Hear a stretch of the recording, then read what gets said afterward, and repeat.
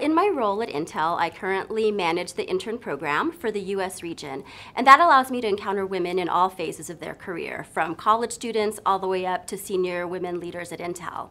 And where I see us falling short is in really challenging the status quo and the assumptions and the constraints that exist.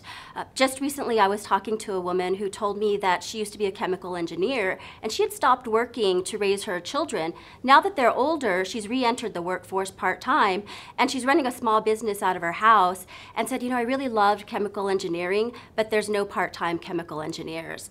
And that just blew me away. Of course there can be a part-time chemical engineer, and so that's what I'd like to see more women of influence do, is challenge those assumptions, really set and change the way that we think about roles and jobs in the future. The definition of influence to me is pretty simple. I think it just means that you cause a change in something, whether it's mentally, how somebody thinks or what they perceive things to be, physically, actions that they're taking, what they do or what they're not doing, emotionally, how they feel about something, just to impact a change in that. To me, that's influence. I think the most important thing that I've learned about work-life balance is that whole concept is really flawed.